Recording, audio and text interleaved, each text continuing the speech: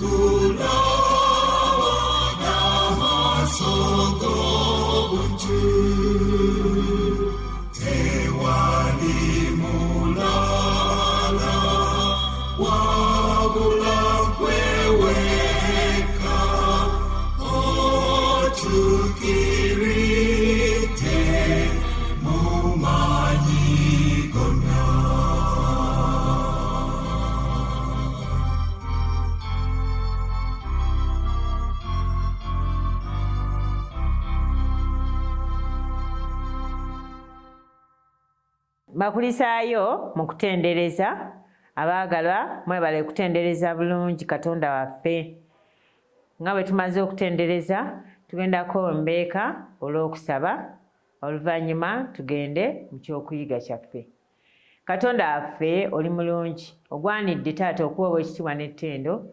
Tweyanzizza, tweyanzeege kubanga n'enkya ya leero otugolokosezza era nga tugenda okufuna ekyokulya eky'omwoyo. Tusaba Omwoyo Mutukuvu atukulembere, atuyigirize, kaffenna tugabane ku mukisa guno nga tuwuliriza ekigambo kyo. Taata beeramu ffe naffe tubeere mu ggwe, ku bwa Yesu Mukama waffe.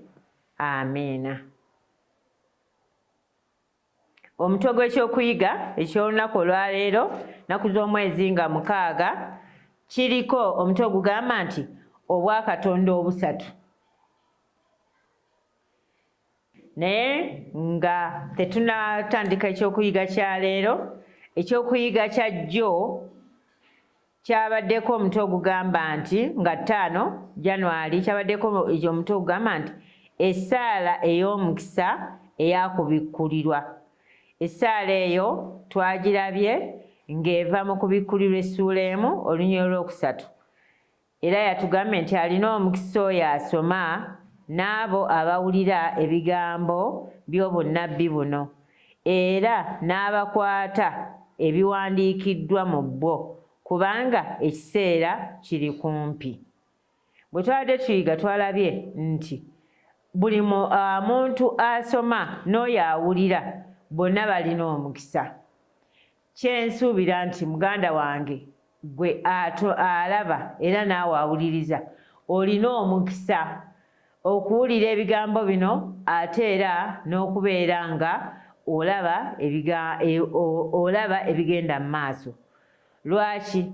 Kubanga ebigambo bino byawandiikibwa olw'ekigendererwa eri obulamu bwo n'eri obulamu obwange, nti buli muntu yenna abisoma alina omukisa kubanga tebigenda kumuleka kyekimu. Tulaba nga ebigambo bino nti eby'obunnabbi nti bikwataganira ddala naani ne Mukama waffe Yesu Kristo. Buli lw'osoma ku bigambo by'obunnabbi obw'ekitabo kya Mukama waffe nti ekitabo kino kibikkulira ddala ani? Mukama waffe Yesu Kristo. Kati olina omukisa okuwulira ku bigambo ebyo gwe muganda wange naawe mwannyinaze mwenna abalaba nammwe abawuliriza. Mukama nsaba atuweere wamu omukisa.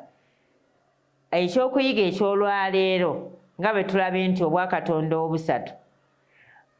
Ekyokuyiga tugenda kijja mu kubikkulirwa essuula 1 olunyiriri olwokutaano olunyiriri olwokuna n'olwokutaano. Era lugamba nti Yokaana eri ekkanisa 7 ez'omu Asiya, ekisa kibeerenga nammwe n'emirembe ebiva eri oyo abaawo era eyabaawo era ajja okubaawo, era ebiva eri emyoyo 7 egiri mu maaso g'entebe ye, era ebiva eri Yesu Kristo omujulirwa omwesigwa, omubereberye w'abafu era afuga bakabaka ab'omu nsi.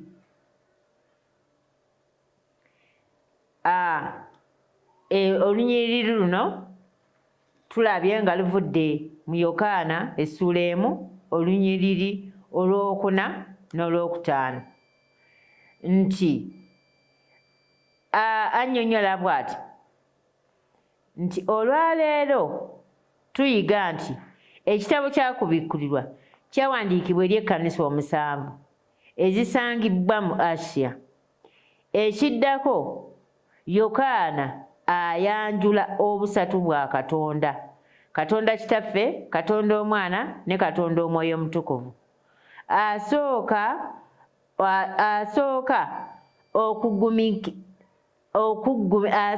okuggumiza okubeerawo kwe emirembe gyonna.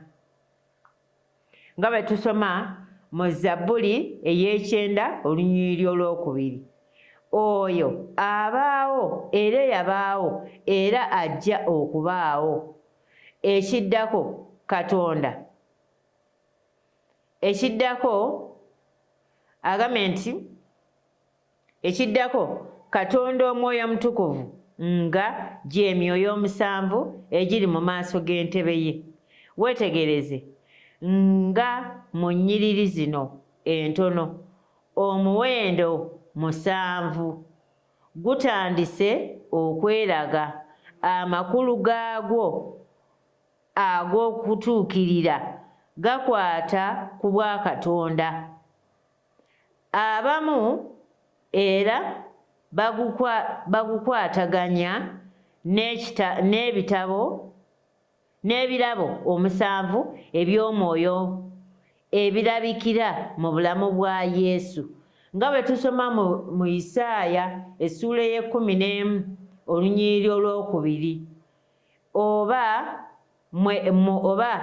ebyo oba ebyo ebyasuubizibwa eri abakkiriza nga bwe tusoma mu Bakolinso ekisooka essula ey'ekkumi olunnyiriri olwokuna okutuuka ku lw'ekkumi agamba nti oluvannyuma Yokaana annyonnyola Katonda Omwana nga ye wookusatu omulala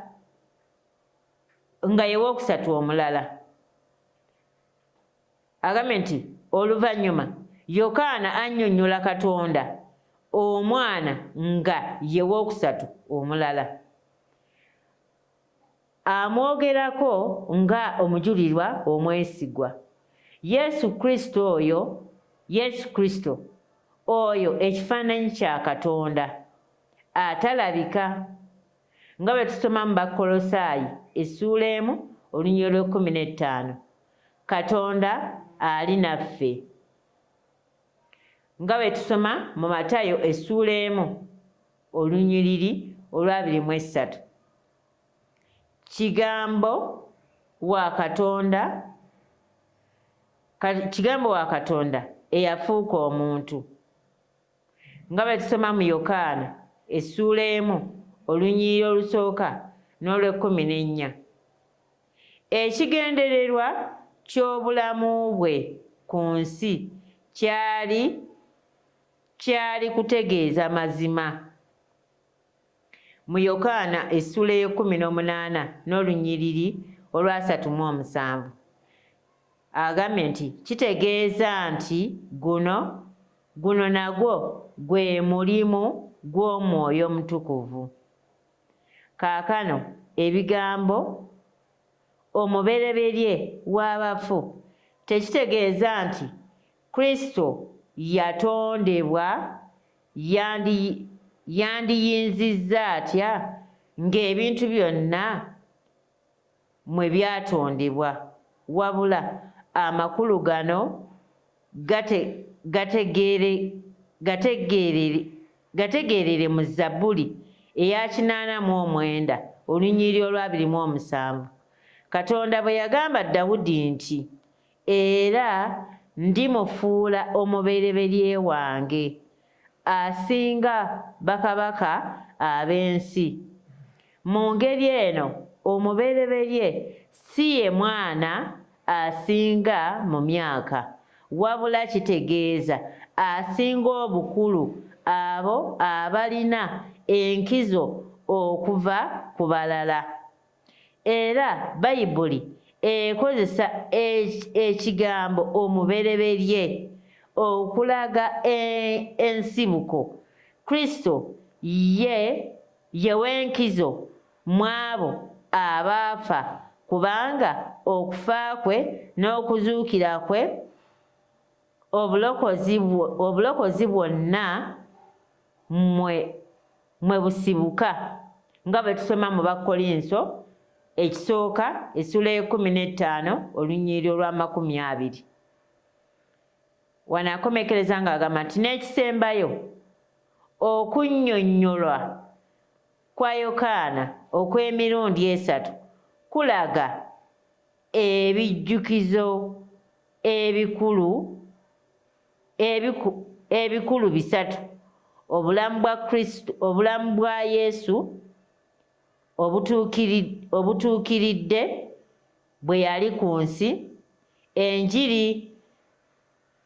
enjiri okugiteeka mu nkola okuyita mu kufa kwe era n'okuzuukira ko n'obuwanguzi bwe obwenkomeredde nga kabaka wa bakabaka. Akomekereza agamba nti Mukama nsaba ebirabo by'Omwoyo bikke ku nze nga njiga ekitabo ky'obunnabbi. Agamba nti okweyongera okuyiga tugenda kusoma kuva essula 3 olunnyiriri olw'14 Abakolosaayi essula 1 olunnyiriri olw'18 ne Abebbulaniya essula ey'e13 olunyiriri olw'omunaana. Abaagalwa, nti obwakatonda obusatu tubulabye nga bwonna bukolera bwatya? Nga bukolera wamu. Katonda Kitaffe, Katonda Omwana ne Katonda Omwoyo Omutukuvu. Nti bonna bali omuntu atya? Bali omuntu omu. Ekitegeeza nti bw'oba ng'oyiga ekigambo kya Katonda nti bonna balina okubeerawo kubanga Omwoyo Omutukuvu yakuluŋŋamya. Ate Mukama waffe Yesu Kristo nti ye ebigambo bye tulina okukola ki? Okugoberera, kubanga tumulabye nga ye mubereberye mu ki? Omubereberye mu bafu, abo ab'enkizo oba omuntu asookerwako. Ŋŋambe nti mu bigambo eby'obulokozi.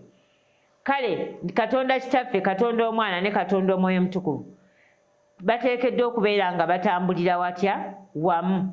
Ebigambo bino nsaba Omwoyo Omutukuvu ayongere obbigaziya mu bwongo bwaffe ffenna ababiwuliriza. Mukama nsaba atuweere wamu omukisa nga tweyongera okuyiga. Mbadde nsaba tusomeyeko ku nnyiriri ezimu ezitunnyonnyola, kubanga wano agambye nti abamu era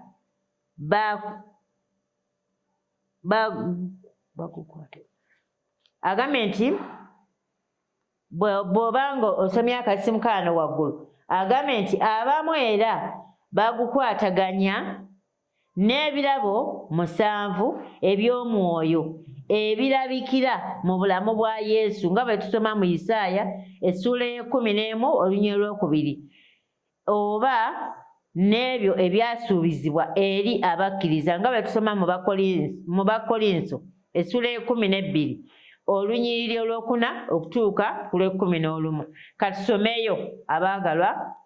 Abakolinso essula ey'e12 okuva ku lunyiriri olusooka, 12 okuva ku lunyiriri olwokuna okutuuka ku lw'e11.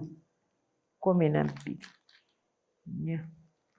Agamba bw'ati: naye waliwo enjawulo ez'ebirabo, naye omwoyo ali omu.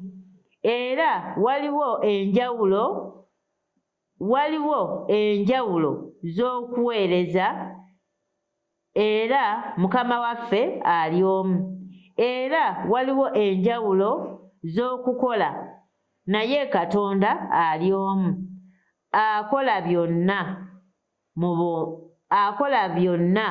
mu bonna, naye buli muntu aweebwa okulagibwa kw'omwoyo okw'okugasa, kubanga omulala omwoyo amuweesa ekigambo eky'amagezi, n'omulala aweebwa ekigambo eky'okutegeeranga ku bw'omwoyo oyo, omulala okukkiriza ku bw'omwoyo oyo, n'omulala ekirabo eky'okuwonyanga ku bw'omwoyo omu, n'omulala okukolanga ebyamagero, n'omulala okubuuliriranga, n'omulala okwawulanga emyoyo, n'omulala engeri z'ennimi, n'omulala okuvvuunuzanga ennimi. Naye ebyo byonna omwoyo omu ye abikola, ng'agabira buli kinnoomu nga ye bw'ayagala.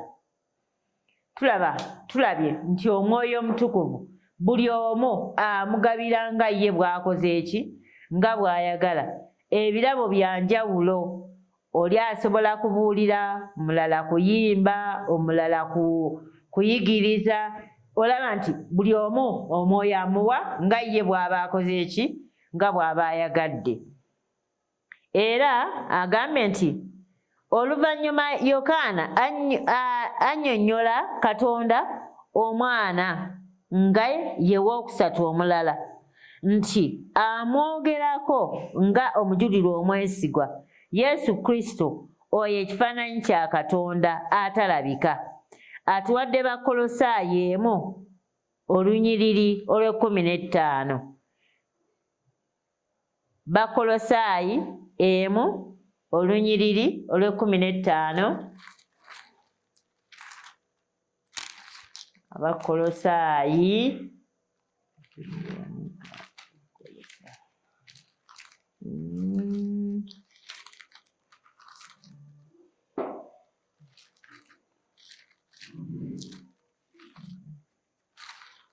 Abakolosaayi essula 1.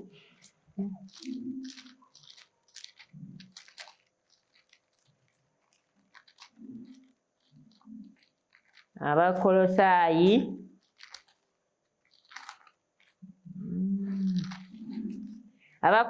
essula 1:15 agambye bw'ati nti oyo kye kifaananyi kya Katonda atalabika, omubereberye ow'ebitonde byonna.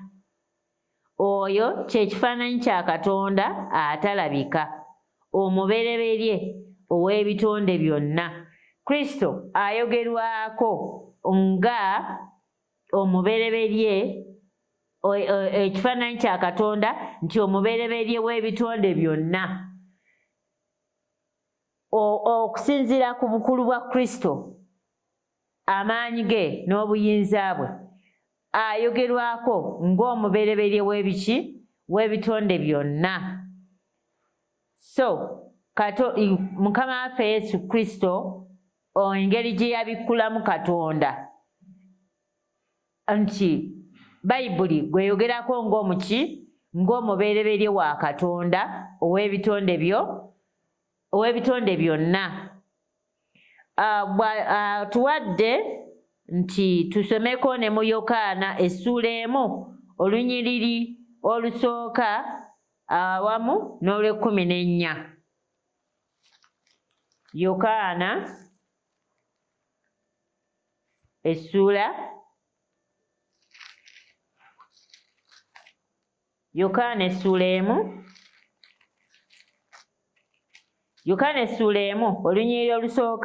n'olw'14 agambye nti ku lubereberye waaliwo Kigambo, Kigambo n'aba awali Katonda, Kigambo n'aba Katonda. Ndowooza tukiwulidde. Agambye nti ku lubereberye waaliwo Kigambo, Kigambo n'aba awali Katonda, Kigambo n'aba Katonda. Ekitegeeza nti ku lubereberye Yesu Kristo yaliwo naye mu Kigambo, naye Kigambo oyo era ye Yesu Kristo nti n'aba awali Katonda, ate Kigambo oyo era ye Yesu Kristo nti n'abaani? N'aba Katonda. Agambye olunyiriri olw'14 agambye nti Kigambo n'afuuka omubiri n'abeerako gye tuli, ne tulaba ekitiibwa kye, ekitiibwa ng'ekyoyo eyazaalibwa omu yekka Kitaffe, ng'ajjudde ekisa n'amazima. Tulaba nga Kigambo afuuka omuki? Afuuka omuntu, era n'afuuka nga ggwe nange, nti Kigambo oyo si mulala ayogerwako era ye Yesu Kristo, nti n'abeerako gye tuli, n'alumwa enjala, n'asula nga ggwe bw'osula, buli kyonna ekikutuukako Mukama waffe Yesu Kristo yakiregako, ate ye n'okuyitawo n'ayitawo. Kubanga embeera Mukama waffe Yesu Kristo gye yayitamu tulaba ng'ate yo yali ya kika kya waggulu, kubanga simanyiiyo muntu yenna eyali azaaliddwa ng'ayambala lugoye lumu akula bwe lukula okutuuka lwe yava mu nsi. n'ayambala engatto emu okuva lwazaaliddwa paka lwe yatuuka okuva mu nsi eno, oyo muntu simulabangayo. Naye Mukama waffe Yesu Kristo kubanga yali wanjawulo, yayambala engatto emu ate n'olugoye lumu. Ekyo kyesitalabangako, ekitegeeza nti ate ye yali wanjawulo nnyo. Kati ekitegeeza nti ate ye mu mbeera ezaffe, sirowoozaayo muntu n'omu yali abaddeko mu mbeera efaananako bw'etyo. Ekitegeeza nti Kristo yajjirira omuntu asingayo okubeera omwavu ennyo era omunaku ennyo, eyandyeyise nti nze ndi munaku nnyo, ate Yesu Kristo ye yamukola ki? Yamuyitako buyisi. N'olwekyo nti Kristo yajjirira omuntu asembayo okuba obubi ennyo n'omuntu asingayo okubeera omugagga ennyo, kubanga byonna Yesu Kristo ye yabikola ki? Yabirina. Kaakati tewaliwo ayinza kugamba nti nze siyinza kumukkiriza, naye Yesu Kristo tumukkiriza kubanga yajja n'atulaga ekifaananyi kya Katonda yennyini, ate n'abeerako gye tuli.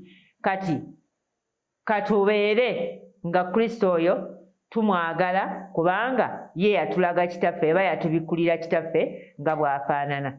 Nsaba Mukama atuwe omukisa nga tweyongera okuyiga ebigambo bino ku bwa Yesu Mukama waffe. Amiina.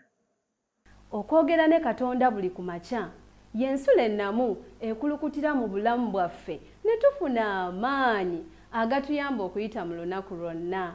Funa amaanyi nga tonnafuluma nnyumba yo.